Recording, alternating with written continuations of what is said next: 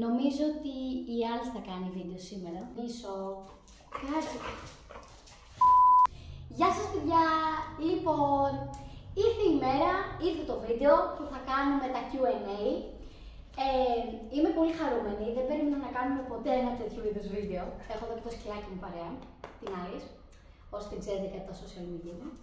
Λοιπόν, για όσους δεν με ξέρουν, αυτό που θέλω να πω είναι ότι εγώ έχω ένα κανάλι στο YouTube, το ξεκίνησα πέρσι το καλοκαίρι, έκανα και το πρώτο μου βίντεο τότε. Σταδιακά αρχίζουμε και κάνουμε μία ωραία εξέλιξη, την οποία μου αρέσει πάρα πολύ, περνάω πάρα πολύ ωραία, περνάτε πάρα πολύ ωραία. Κάνω διάφορες χορογραφίες στο κινητό μου, τις οποίες περνάω από διάφορες διαδικασίες κτλ. Λοιπόν, οπότε χορογραφώ εγώ διάφορες χορογραφίες, σας τις δείχνω εσάς, που μπορείτε να εμπνευστείτε, να τις κάνετε κι εσείς, να χαρείτε, είναι πάρα πολύ ανεβαστικές και μπορείτε να τις ακολουθήσετε κι εσείς, γιατί η γυμναστική πάντα βοηθάει, γιατί και με αυτές είναι ένας τρόπος γυμναστικής, γιατί είναι κάρντιο πιο πολύ, απευθυνόμαστε σε αυτή την κατηγορία. Οπότε είμαι έτοιμη να ξεκινήσουμε. Έχουμε εδώ και το νεράκι μας. Λοιπόν, η πρώτη ερώτηση δεν είναι μέσα στο μπολ, την έχω εδώ πέρα, γιατί αυτή η ερώτηση ήταν, δεν ξέρω πόσες φορές ερωτήθηκε, οπότε θα την απαντήσουμε, θα είναι η πρώτη ερώτηση που ξέρω ποια είναι.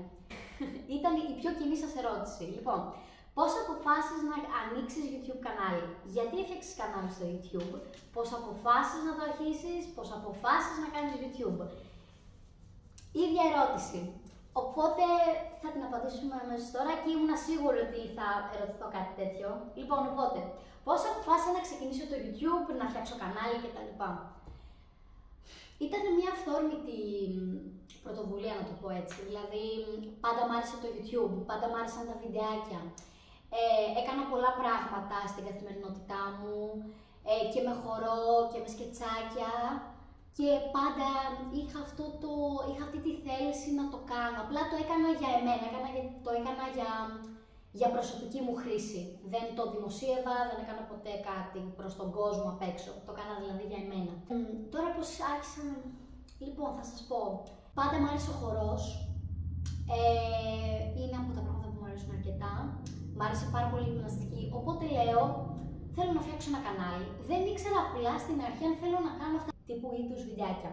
Δηλαδή dance workouts που κάνω εγώ, που είναι ουσιαστικά ο χορός με γυμναστική μαζί. Σκεφτόμουν να κάνω και με τη μαγειρική, γιατί μου αρέσει και η μαγειρική, μου αρέσουν να φτιάχνω υγιεινές συνταγές. Γενικότερα μου άρεσε πάρα πολύ η υγιεινή ζωή και ό,τι έχει να κάνει γύρω από τη γυμναστική και όλη τη υγιεινή ζωή. Και γενικότερα ό,τι έχει να κάνει με όλο αυτό το τομέα. Οπότε αποφάσισα να φτιάξω κι εγώ δικές μου χορογραφίες. Φυσικά είχα δει βιντεάκια, αλλά δεν εμπνεύστηκα από αυτά. Είχα τύχει να δω τέτοια και λέω θα μπορούσα κι εγώ να κάνω κάτι τέτοιο. Και έχω κάνει αυτό το νέο μου ξεκίνημα. Οπότε κάπως έτσι ξεκίνησε το κανάλι. Δηλαδή δεν ήταν μία απόφαση που την είχα καιρό στο μυαλό μου, αλλά δεν είχα προγραμματίσει πώς, πότε και πού. Έφτιαξα το κανάλι, ανέβασα βίντεο, ανέβασα το πρώτο μου, το δεύτερο, το τρίτο. Και πάει λέγοντας. Οπότε τώρα θα πάμε σε άλλη ερώτηση. Λοιπόν, πάμε. Πώς σκέφτηκες το όνομα Danae Fit Queen? Αυτή η ερώτηση μου άρεσε πάρα πολύ. Θα σας πω. Danae είναι το όνομά μου, οπότε λέω θα έχω κάτι με βάση το όνομά μου. Fit, γιατί γυμνάζομαι, γιατί μ' αρέσει πολύ η γυμναστική, μ' αρέσει πάρα πολύ το να χορεύω, μ' αρέσει πάρα πολύ η υγιεινή ζωή όπως είπα και προηγουμένως. Οπότε είμαι fit, να το πούμε έτσι. Queen είμαι. Μου ήρθε αυθόρμητα ένα Danae Fit Queen και λέω wow, είναι πολύ ωραίο, το κρατάμε. Και το έχω γράψει και εδώ. Λοιπόν, πάμε επόμενη ερώτηση. Πόσο χρόνο σου παίρνει για να δημιουργήσεις ένα βίντεο? Εξαρτάται. Κοιτάξτε, πέρα από όλα τα άλλα που έχω να κάνω στην καθημερινότητά μου, γενικά, πρέπει να έχω και το χρόνο να ασχοληθώ με το κανάλι. Να φτιάξω τη χορογραφία, να βρω τη μουσική που μου αρέσει, να τη φτιάξω και μετά ουσιαστικά να τραβήξω το βίντεο, μετά να το κάνω μοντάζ, να τραβήξω μια ωραία φωτογραφία. Έχει και τη διαδικασία. Κάποιες φορές το κάνω πιο γρήγορα, κάποιες φορές μου παίρνει πιο πολλές μέρες, κάποιες φορές μου παίρνει σχεδόν καθόλου χρόνο, κάποιες φορές μπορεί να μου πάρει και ώρες σε μια μέρα, γιατί μπαίνεις και εσύ σε μια διαδικασία που πρέπει ουσιαστικά να βγάλεις ένα καλό αποτέλεσμα. Οπότε πρέπει να αφιερώσεις χρόνο. Τώρα το πόσο χρόνο μπορώ να σου πω ότι πρέπει σίγουρα να αφιερώσεις ένα 2ωρο και κάτι. Το λιγότερο. Το λιγότερο πιστεύω. Για να τα κάνεις όλα αυτά. Πάμε επόμενο. Ασχολείσαι με το χορό. Όχι. Θα σας πω. Έκανα παλιά μικρή χορό. Είχα ασχοληθεί με μοντέρνο. Είχα κάνει και μια παράσταση χορευτική. Αλλά μετά το βαρέθηκα, δεν τρελάθηκα. Ήμουνα και μικρή, ήμουνα 9-10 ήμουνα. Και δεν πολύ μετά ήθελα να ψάξω να βρω άλλα πράγματα, άλλες δραστηριότητες. Γενικότερα εγώ έχω αλλάξει πολλά αθλήματα, πολλές δραστηριότητες και συνεχίζω και το κάνω και θέλω να βρω τι μου αρέσει πιο πολύ. Αλλά από τότε που σταμάτησα το χορό, μετά άρχισα μόνη μου να χορεύω στο σπίτι μου, εδώ πέρα στο χώρο που είμαι, που έχω φτιάξει, είναι κάτι σαν στούντιο αυτό που έχω φτιάξει. Έχω κάποια όργανα, κάνω εδώ τη γυμναστική μου μερικές φορές, όταν δεν μπορώ να πάω στις δραστηριότητες μου, γιατί μπορεί καμιά φορά να είμαι κουρασμένη κι εγώ. Οπότε έχω φτιάξει ένα χώρο ώστε να μπορώ να έχω τη δυνατότητα να γυμναστώ ακόμα και στο σπίτι μου, αλλά σε έναν ακόμα πιο μεγάλο χώρο.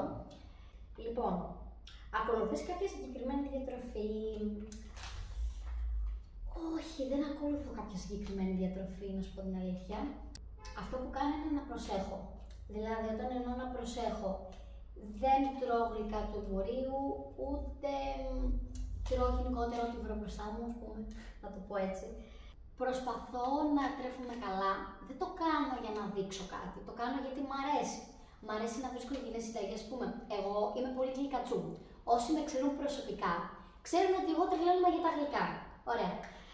Και το λέω ότι όντως τρελαίνομαι για γλυκά. Αλλά μπορώ να βρω έναν τρόπο να αντικαταστήσω τη ζάχαρη με κάτι άλλο. Ας πούμε, με μαύρο σοκολάτα. Εγώ κυρίως κοιτάω να μην έχουν 2 συστατικά. Θα σας πω το σε εισαγωγικά μυστικό μου. Να μην έχει φινικέλαιο και να μην έχει και ζάχαρη. Και γενικότερα, ό,τι πάω και ψωνίζω από το σούπερ μάρκετ, που όλα είναι επεξεργασμένα εκεί πέρα, τα περισσότερα πράγματα. Δηλαδή, ψωμιά, όλα αυτά εγώ δεν τρώω. Προτιμώ να φτιάξω μόνη μου, να κάνω κάτι άλλο. Ψωμί κυρίως δεν τρώω πολύ. Δηλαδή, άλλο ας πούμε να είναι του φούρνου και μπορεί να τσιμπήσω έτσι μια μπουκίτσα. Τόστ δεν τρώω, ας πούμε. Και ποτέ δεν τρελωνόμουν, ας πούμε, για τόστ. Το φινικέλαιο δεν βοηθάει καθόλου. Κάνει τα γλυκά και βλέπω ότι δεν είναι μόνο στα γλυκά, είναι και στα αλμυρά. Μπορεί, ας πούμε, μια τορτίγια θα πάρετε, μια αραβική πίτα, ένα τόστ και αυτό έχει φινικέλαιο μέσα. Το οποίο κάνει τα γλυκά. Είναι ένα συστατικό που κάνει τα γλυκά να τα θέλουμε πιο πολύ. Είναι αιμονικό συστατικό, να το πω έτσι. Η ζάχαρη, ξέρετε, κλασικά το δεν κάνει καλό στον οργανισμό. Σε ένα επίπεδο βέβαια, έτσι. Δηλαδή, ζάχαρη μπορείτε να τρώτε, αλλά με μέτρο. Ας πούμε, εγώ τρώω με μέτρο ζάχαρη. Φτιάχνω, όπως σας είπα, τα δικά μου γλυκά με τις σωστές αναλογίες, με τα σωστά υλικά, σωστή σοκολάτα, σωστά συστατικά να έχουν τα υλικά που χρησιμοποιώ και αγνά υλικά. Μπορεί να είναι το μέλι. Το μέλι είναι ένα αγνό συστατικό που χρησιμοποιώ αρκετά. Μπορώ να φτιάξω μπάρες δημητριακών. Έχω κάνει ήδη ένα βίντεο με ένα πρωινό που έφτιαχνα, βέβαια αυτό δεν ήταν γλυκό. Αν θέλετε να φτιάξω γλυκό και να σας το δείξω, μπορείτε να μου πείτε κάτι στα σχόλια.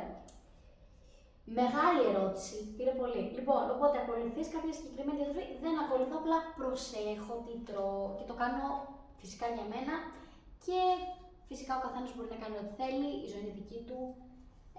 Απλά θα ήταν καλύτερο και για εμάς τους ίδιους να τρεφόμαστε πιο καλά, λίγο να γυμναζόμαστε για δική μας καλύτερη φυσική κατάσταση και πραγματική καλή. Γιατί μιλάς αγγλικά στα βίντεο σου? Και αυτή η ερώτηση μου άρεσε και δεν περίμενα να μου τη ρωτήσει κανένας, να πω την αλήθεια. Λοιπόν, ο λόγος που μιλάω αγγλικά στα βίντεο μου είναι ότι θέλω να απευθυνθώ και προς τα έξω. Όταν εννοώ προς τα έξω, εννοώ και προς το εξωτερικό. Σαν Ελλάδα γενικά, να μιλήσουμε και γενικά, δεν είμαστε πολύ fit γενικά. Δεν γυμναζόμαστε πολύ. Είμαστε λίγο έτσι και έτσι με τη γυμναστική, δεν τα πάμε πολύ καλά, το έχω δει. Επίσης θα ήθελα να φέρω κάτι βέβαια εγώ στην Ελλάδα, γι' αυτό κάνω και αυτό το κανάλι. Απλά κάποιες φορές θα μιλάω αγγλικά, γιατί θα απευθυνθώ και στους έξω, στους ξένους, που καμιά φορά κάποιοι γυμνάζονται λίγο πιο πολύ. Οπότε αυτός είναι ο λόγος που μιλάω αγγλικά, δηλαδή δεν το κάνω για να δείξω ότι ξέρω. Αυτή την ερώτηση ξέρω που την έκανα. Λοιπόν. Ποια είναι η καλύτερη εμπειρία από διακοπές που έχεις πάει? Λοιπόν, η καλύτερη εμπειρία από διακοπές που έχω πάει. Λοιπόν, έχω 3 μέρη στο μυαλό μου. Που πήγα πέρσι, τα Χριστούγεννα. Λοιπόν, πέρσι τα Χριστούγεννα πήγα στον Νυμφαίο. Μ' άρεσε πάρα πολύ. Χιόνιζε παντού. Δεν έβγαινες από την πόρτα σου σε τέτοιο σημείο. Εγώ τρελαίνομαι για το χιόνι. Μ' αρέσουν τα Χριστούγεννα πάρα πολύ. Είναι η αγαπημένη μου εποχή, ο χειμώνας. Και μου αρέσει πάρα πολύ. Θα μ' άρεσε να διαρκεί ακόμα παραπάνω. Δηλαδή, όπως το καλοκαίρι να είναι 3 μήνες, έτσι να είναι και ο χειμώνας 3 μήνες. Μ' αρέσει πάρα πολύ, ειδικά όταν χιονίζει το χειμώνα. Στον Νυμφαίο που είχαμε πάει, είχαμε δει πάρα πολύ ωραία μέρη. Μέρη ενώ είχαμε δει ταβερνούλες, είχαμε πάει βόλτες, είχαμε πάει στον Αρκτούρο, το οποίο εκεί πέρα είναι ένα καταφύγιο που έχουν αρκούδες και φυλάνε και άγρια ζώα και γενικότερα είναι πάρα πολύ ωραίο. Δεν καταφέραμε βέβαια να τις δούμε γιατί είχαν πέσει σημερινή ανάγκη όταν πήγαμε εμείς. Αλλά. Άλλες θες να έρθεις? Μ' άρεσε πάρα πολύ σαν εμπειρία, δηλαδή θα ήθελα να την ξανακάνω, θα μ' άρεσε να ξαναπάω. Και μ' άρεσε πάρα πολύ σαν χωριουδάκι προς το Νυμφαίο, ήταν πάρα πολύ κλειστά, ωραία. Φτιάχναμε χιονάνθρωπους, παίζαμε όλη μέρα με το χιόνι.